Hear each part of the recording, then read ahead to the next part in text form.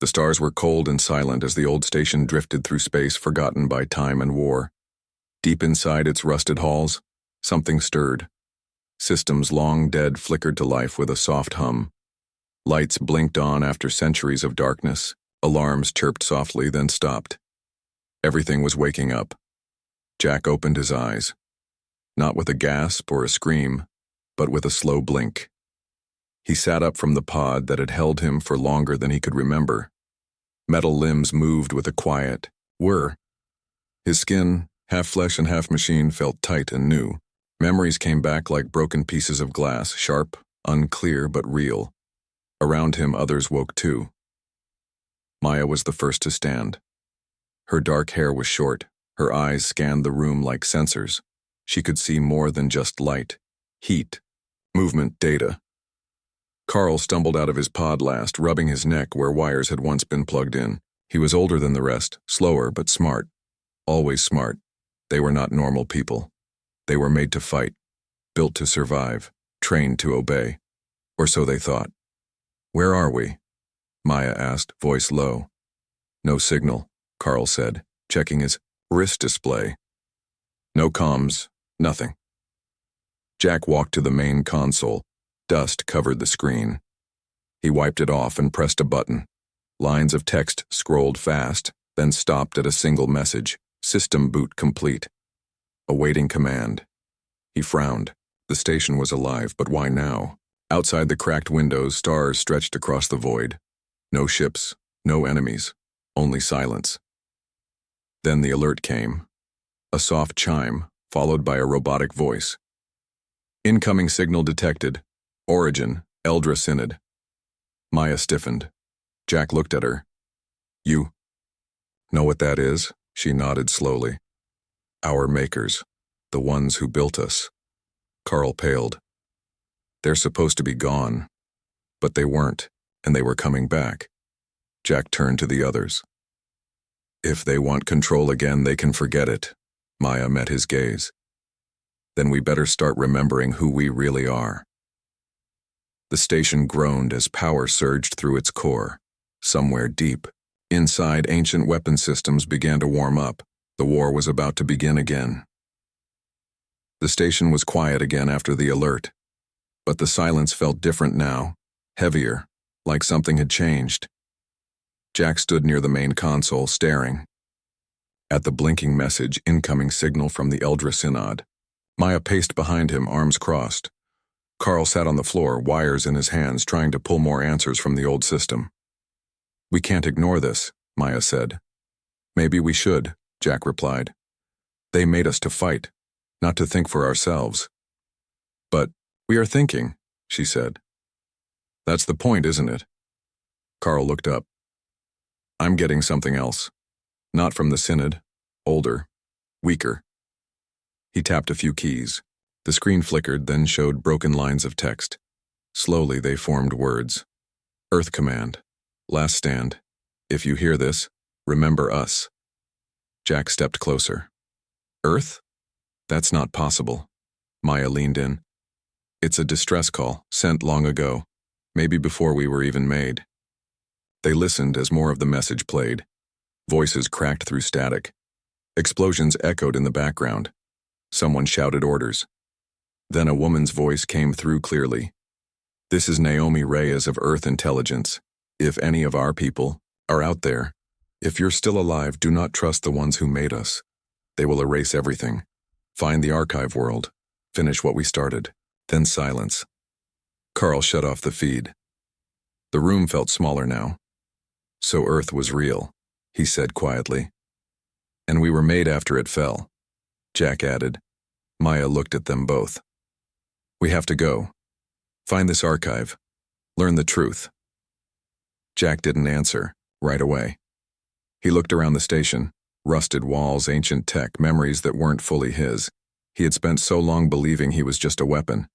Now, maybe he was something else. "Fine," he said. "We leave at first light." They worked fast. Carl fixed what he could on the shuttle. Maya checked their gear. Jack stood by the window looking at the stars. "What if we don't like what we find?" Carl asked. Then we decide who we really are, Jack said. The shuttle launched with a low roar. The station faded behind them, swallowed by the dark. As they jumped into deep space, none of them spoke. They only watched the stars blur past, each wondering the same thing. What did Earth want them to become? And would they be strong enough to do it? The shuttle dropped out of warp near a storm-racked planet. Thick clouds rolled across the dew surface like angry waves.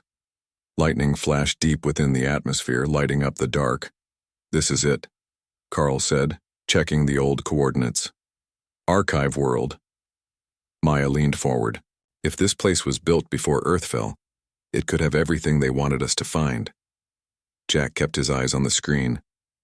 Could also have traps. Or worse. They descended through the storm, the shuttle shuddering with every gust.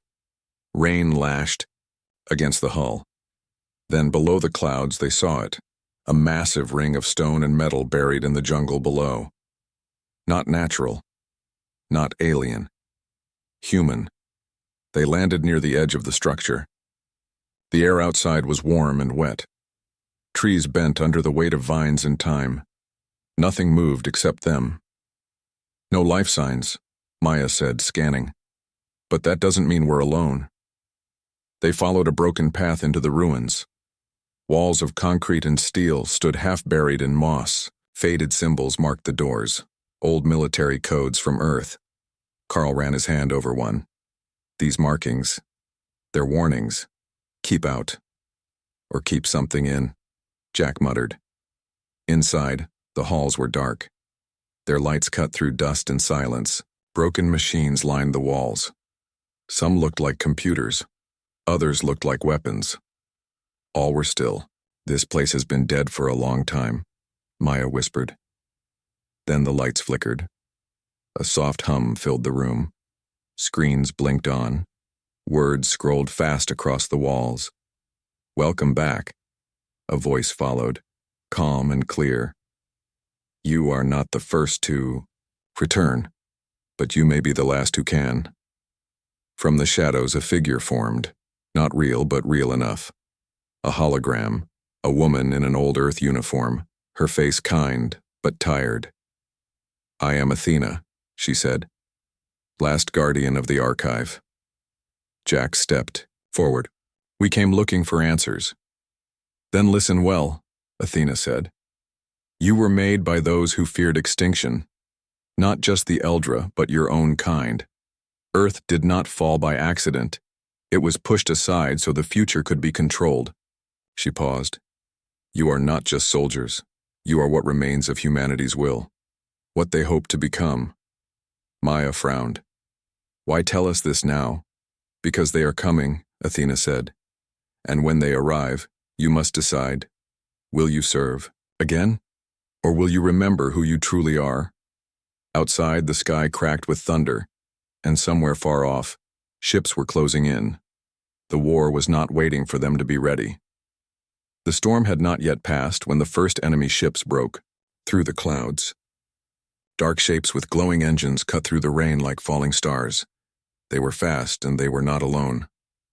"We've got company," Carl said, watching the scans blink red.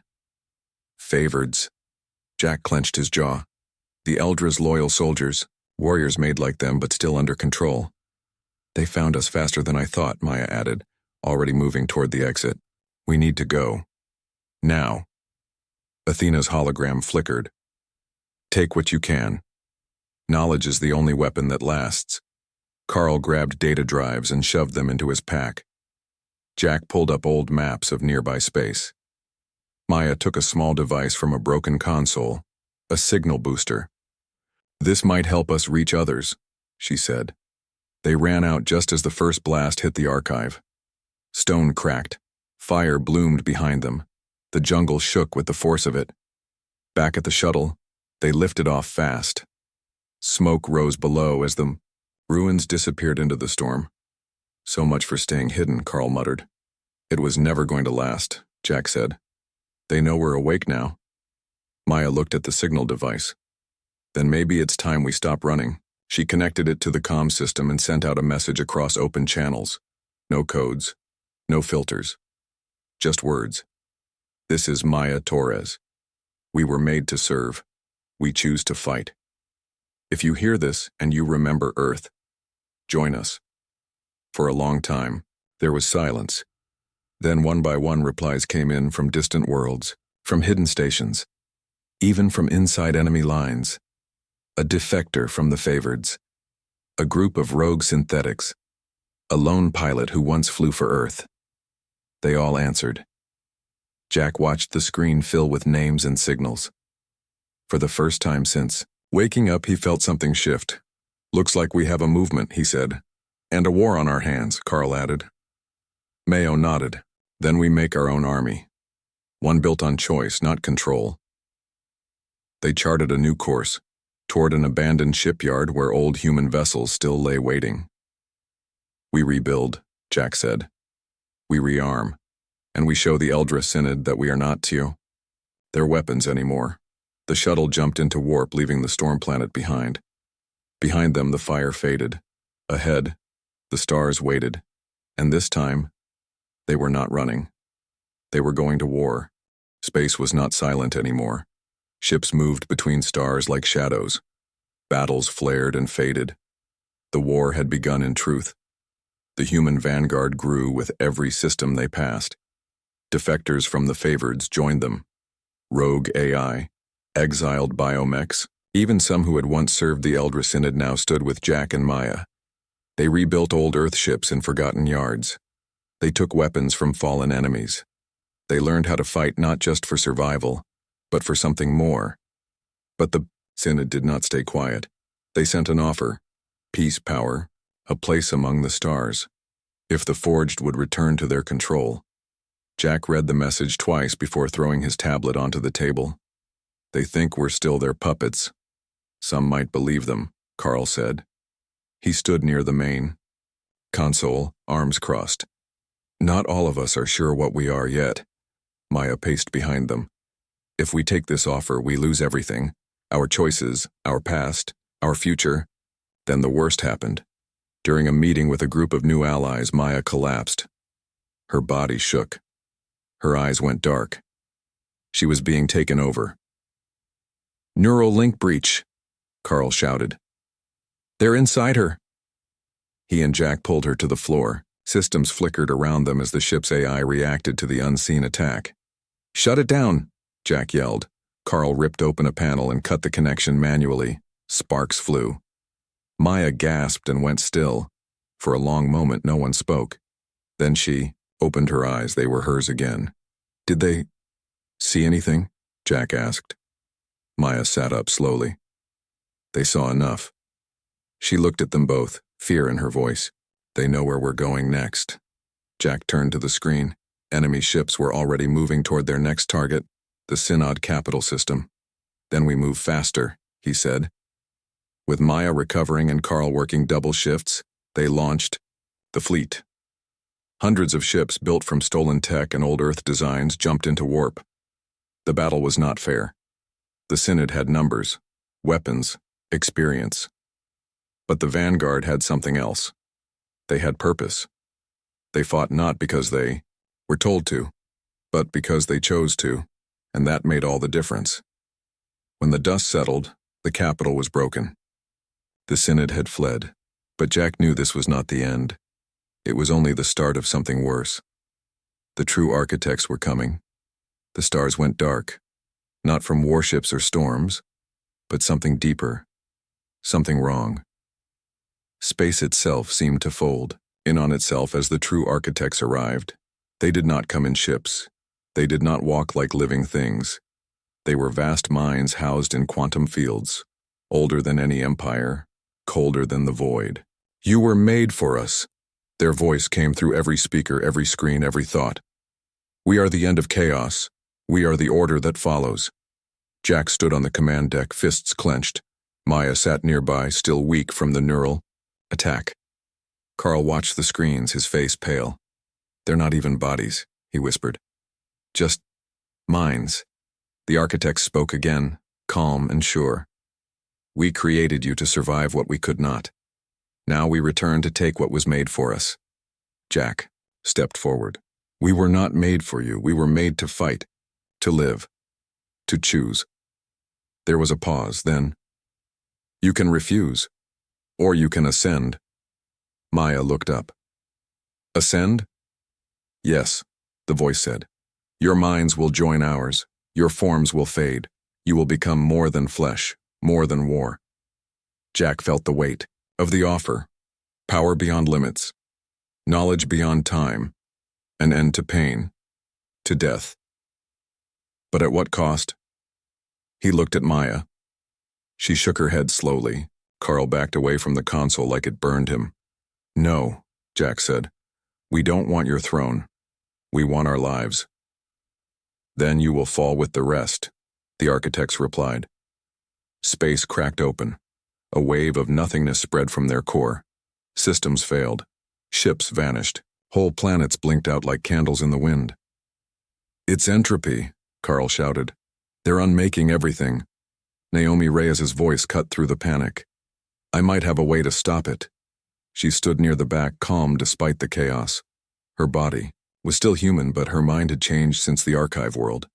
Part of her was digital now, linked to Maya, tied to the network. How? Jack asked. I go inside it, she said. Disrupt the pattern. Break the chain. You won't survive, Maya said. None of us will if I don't, Naomi replied. Jack looked at her for a long moment, then nodded. Do it. She closed her eyes. Light filled the room. Data streamed from her hands. Then she was gone. Uploaded. Scattered into the wave itself. For a moment, the darkness kept spreading. Then it stopped. Then it reversed. The wave collapsed in on itself. The architects screamed, not with voices, but with thought. And then, they were gone. Silence returned. Jack exhaled. We were made to serve, he said quietly.